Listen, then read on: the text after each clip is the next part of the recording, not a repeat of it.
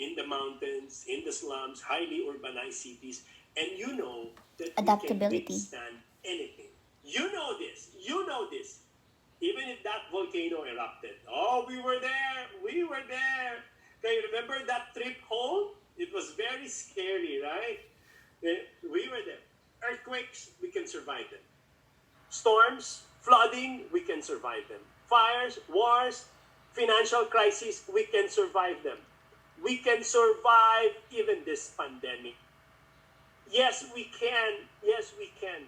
We are not just resilient, but we are adaptable. We have this adaptability. Okay? And what is adaptability? Okay? Now, I want you to really think of that. Yeah, what's the difference between resilient and adaptable? Yes, you're resilient. You're able to, yeah, you are able to bounce back. Okay, but adaptability is really all about all about changing your actions, course, or approach to doing things in order to suit a new situation or condition. That's adaptability. And yes, you can. Yes, you can. You are able to change your action, course, or direction or approaches to doing things even if it's new to you, even if it's a tough situation right now. That's adaptability. Okay? And now it's not just adaptability, we're saying. A while ago we said it's adaptability and agility. That's A&A.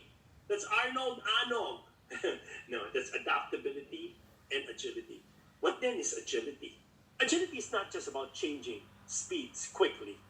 But you know what? I love to use the definition used by Victoria Swisher. Victoria Swisher talked about agile leadership. And you know why I love her take or her study about agility?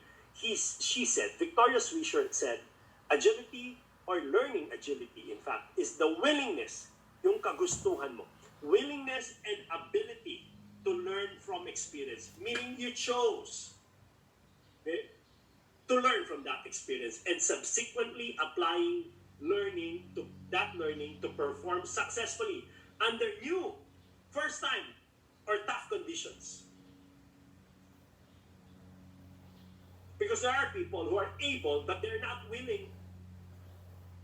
Learning agility is all about that, and learning agility has 5 dimensions in it. We're going to talk about this one by one.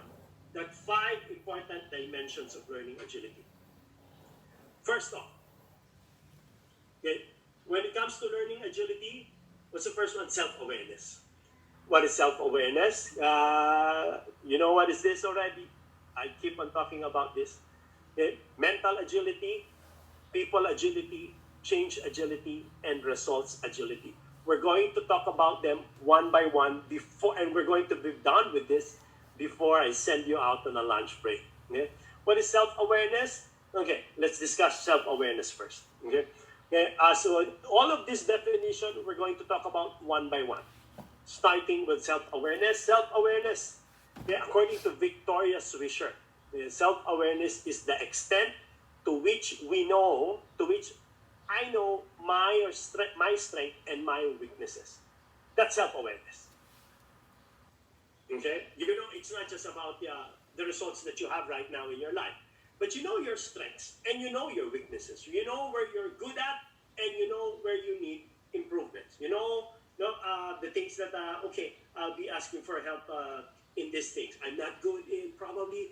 I'm not good when it comes to social media marketing. Okay? And so as we talk about self-awareness, I know you still remember. Oh, by the way, I told you a while ago, no, that yeah, you can change the things in your life that you are aware of, and this is what I'm talking about a while ago. That in Cornell University, they found out that accurate self-awareness was the greatest factor in predicting leadership qualities and career success or success in life. Okay. Now, as we talk about self-awareness, we cannot really put away one of the greatest studies that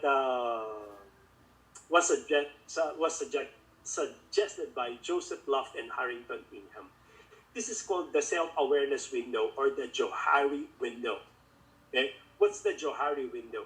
Joseph Loft and Harrington Ingham said, yeah, that when it comes to self-awareness or how well do we know ourselves, there are, there are four there are four windows that we are talking about. What are these four windows?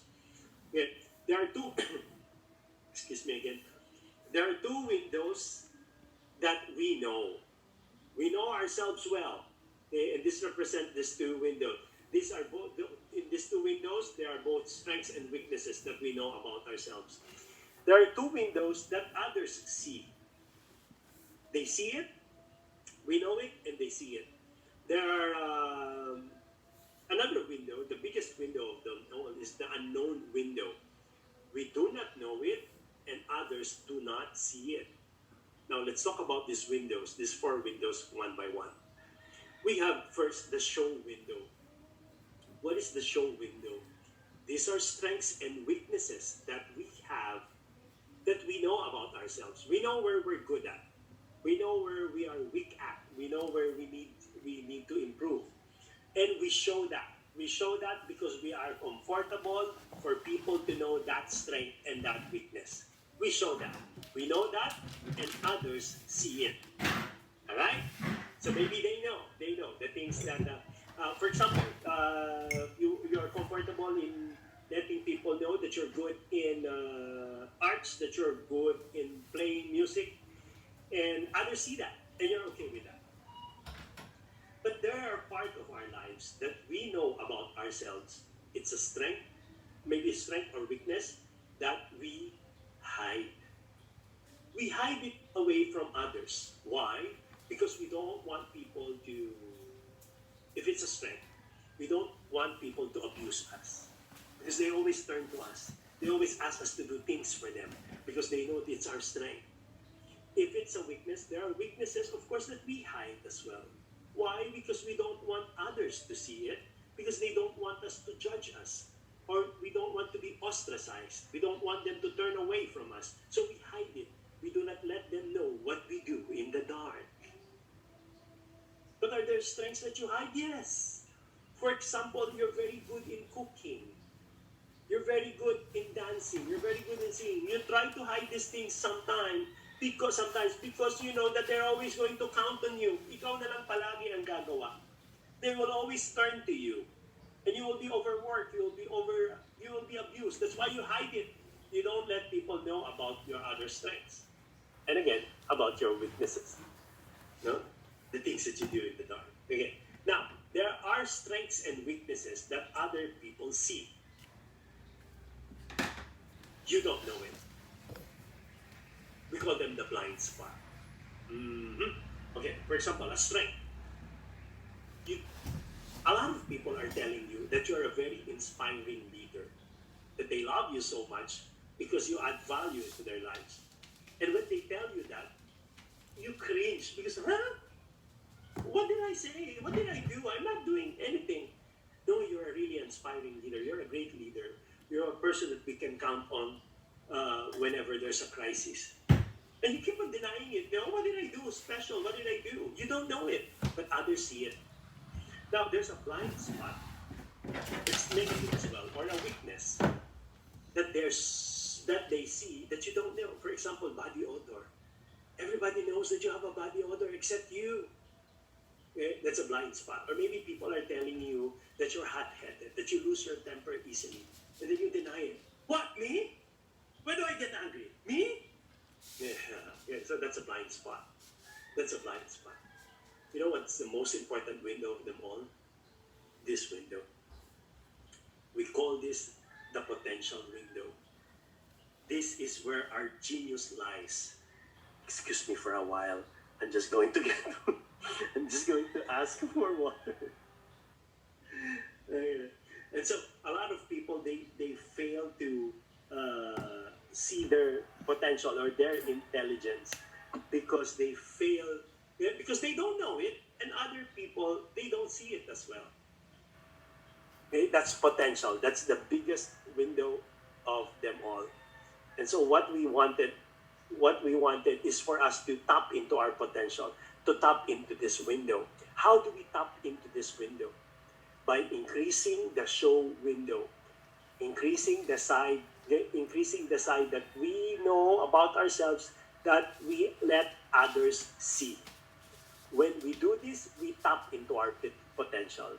We tap into our intelligence. Okay, so how do we do it? How do we do it? Okay, Arnold, I see the importance of us tapping into that potential. How then can I sharpen my self-awareness? I'm going to share to you 3 ways to do this. Okay? To sharpen your self-awareness, yeah, 3 things. Number 1, be a feedback seeker. You know, we live in a country, I have to excuse myself first and I will drink water. Okay, thank.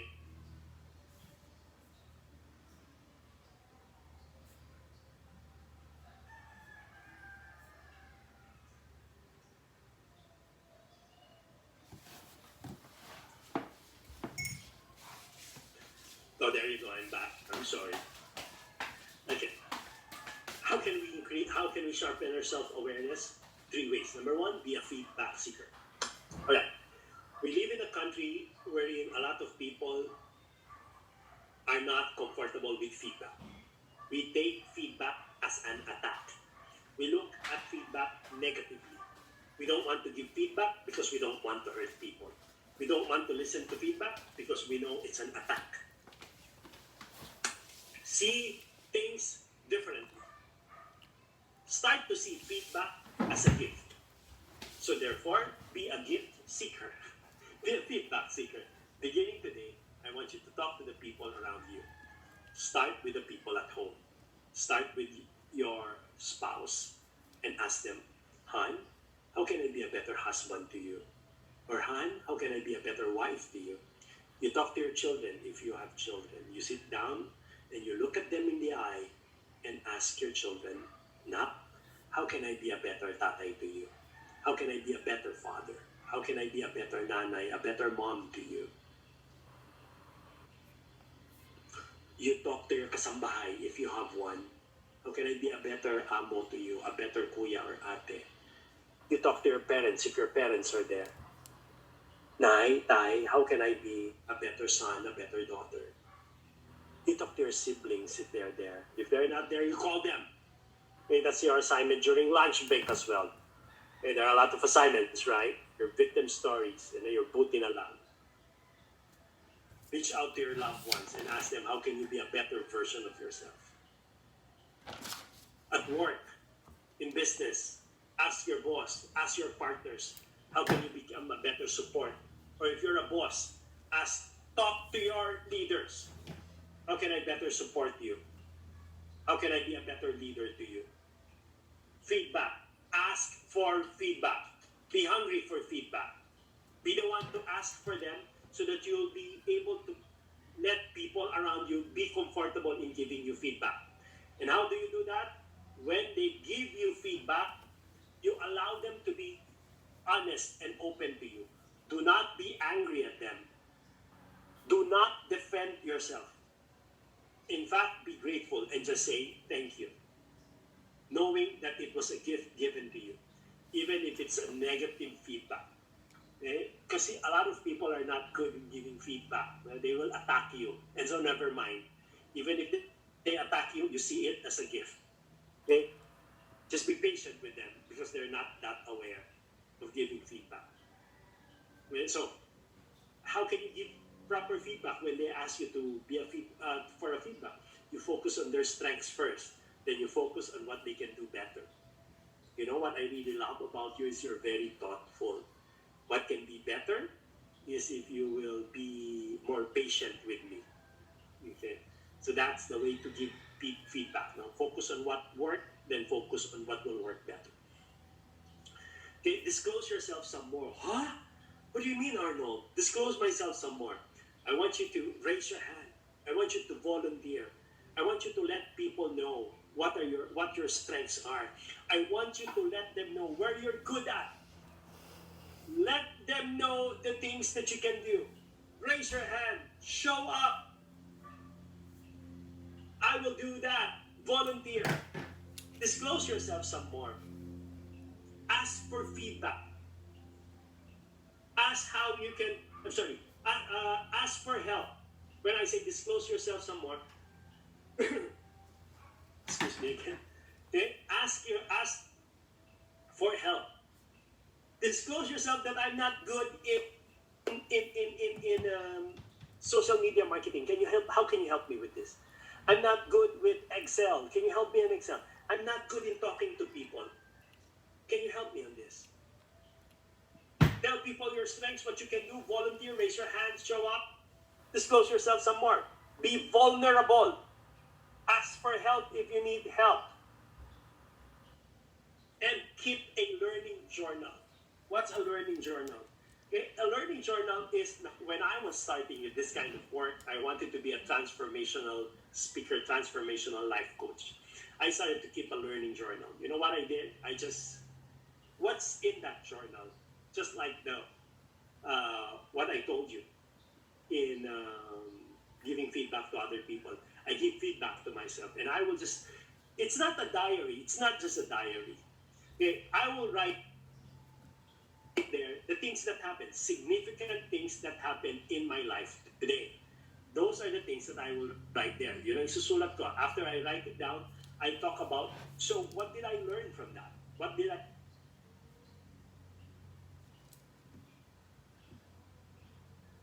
I learn from these significant experiences? And the most